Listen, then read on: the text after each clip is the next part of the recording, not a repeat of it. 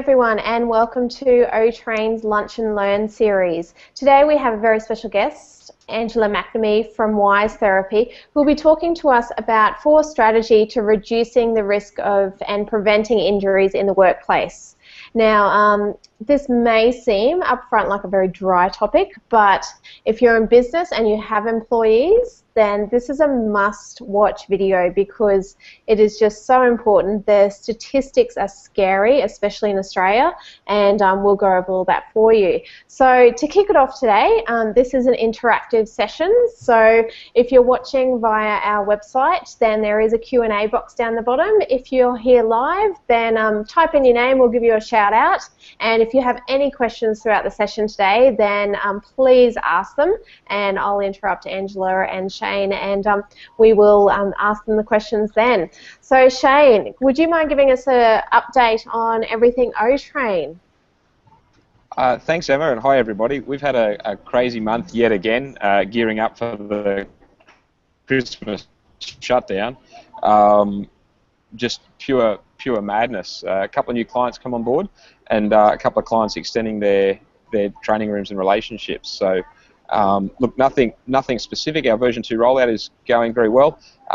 We've added live chat to our website too. So if anybody wants to drop by and have a chat to Christine or Talal, they'll tell you all about OTrain and how wonderful everything is.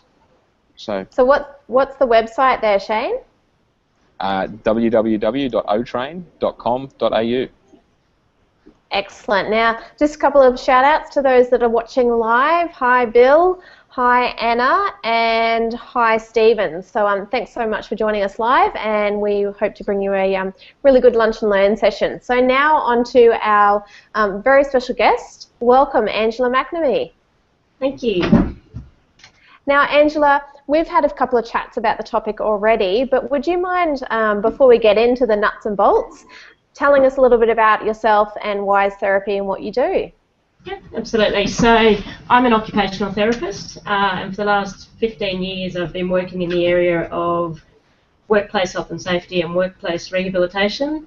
We're based in Toowoomba. Our head office is in Toowoomba, but we travel around most of Queensland, so Brisbane, Sunshine Coast, and the Surat Basin area in the last couple of years. So really our job is to help employers try and reduce injuries in the workplace, and then if injuries occur, trying to help people get back to work as soon as possible to reduce the cost to employers. And what sort of costs are we looking at for employers? Like if we're looking at worst case scenario, what's some of the things that you've seen happening out in the marketplace? It ranges, and obviously within each state the workers' compensation systems are very different, but within all the systems it can be very expensive for an employer if someone is actually injured at work, particularly if they sustain a serious injury. And the other thing is just loss of productivity when someone with experience goes off work and you're needing to replace people and make up for those people being away. So legal claims can be in the vicinity of a few $100,000 if they are a serious injury. So they can certainly be an expensive factor for employers. And it's certainly a drain from an employer perspective, which is why we're really excited about having you talk about these 4 key strategies to preventing injury in the workplace. I mean, that's an investment that people make in yourself so that they don't have to deal with people being away and having to rehabilitate and all that sort of stuff. So let's get stuck into it. Actually, first of all, I might just ask Shane, if you're still connected, Shane, what's been your experience with preventing injury in the workplace with all of the employers that you've dealt with over the years? I guess we've employed a lot of people and we've worked with a lot of employers, but all of the stuff around safety, we get caught in legislation and we get caught in getting sued and workers' comp and all those sorts of things, and it probably is the thing that's forefront of the mind when we talk about safety. But for me, I think about safety and safety prevention about sending my employees home every day as they arrived in the morning.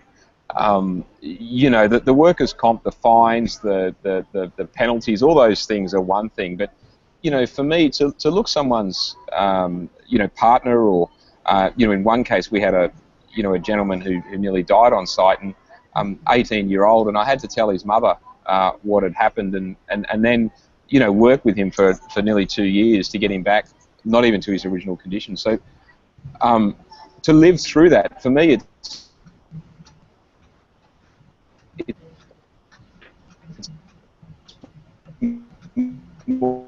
looks like Shane's just dropped out there a bit. The human impact than the legislative requirement or the financial impact. And just being conscious. You're right, Shane, you're back now, you've caught up. Okay. Sorry, I'm not sure what we got to. As I said, for me it's the human impact. It's not the legislative requirement or the financial impact. It's the people involved. Exactly. That's the humanity side of things, of being able to prevent injury in the workplace, is certainly over and above all the other things that we could talk about today. So I'm very happy to have Angela on with us today to talk about just 4 key strategies on how to prevent injury. So let's get stuck into that. So Angela, you've come up with 4 very interesting strategies and from what I've read, very easy to implement strategies. So would you mind sharing the first one with us?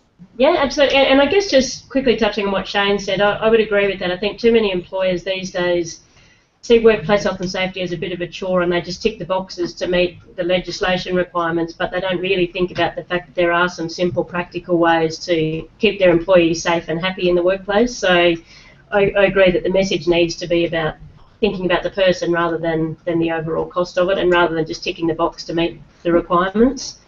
So I guess looking at the 4 strategies, there's an overall system that I think needs to be put in place, and one of them is to actually know all the jobs in the workplace, so to assess every job in a lot of detail, to have a thorough understanding of every single job and the physical requirements of that particular job.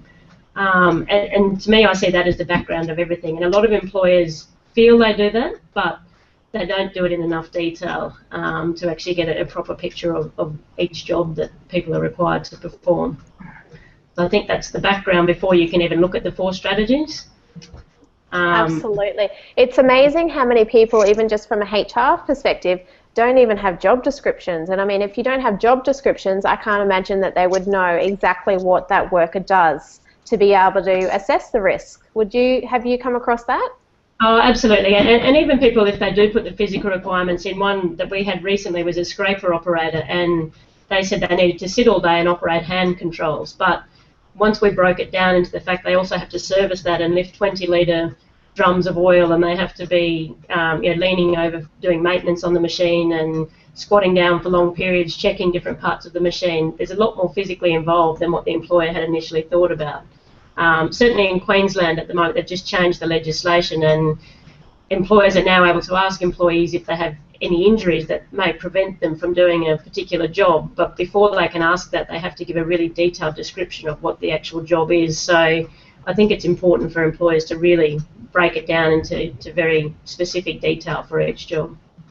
So where do you come into it then, Angela? Do you come into it before the job description's written, or do you come into it afterwards to do assessments? And we'll go into the assessments that you do and recommend, but at what stage do you come into it?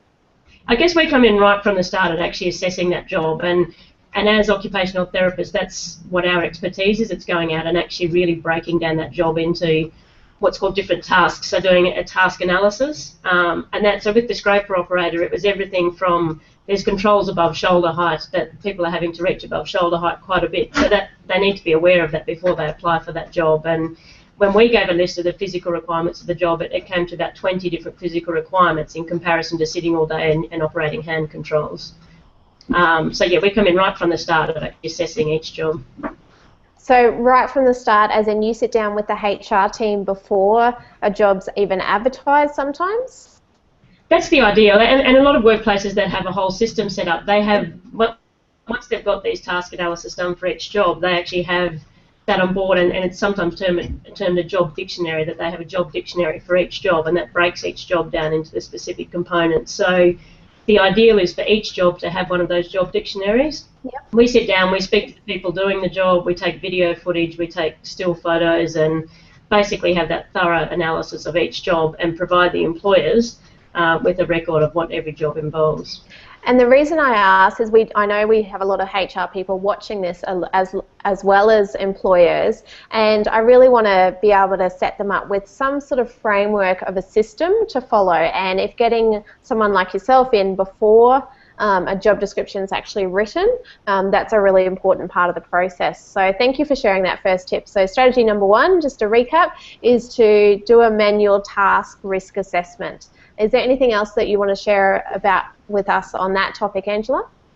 Yeah, well, I guess the task analysis itself isn't necessarily the risk assessment, so it's really just the explanation of the job, and from that, obviously, you can do a manual task risk assessment. So initially, it's really just saying what the job involves, but as part of that, employers might say, can you also do a risk assessment and actually identify what risks might be associated? So that's a good way to actually minimise the risk before the job description even goes out. So if things can be fixed up at that early stage, then yeah, that's the first step towards making it a safer workplace.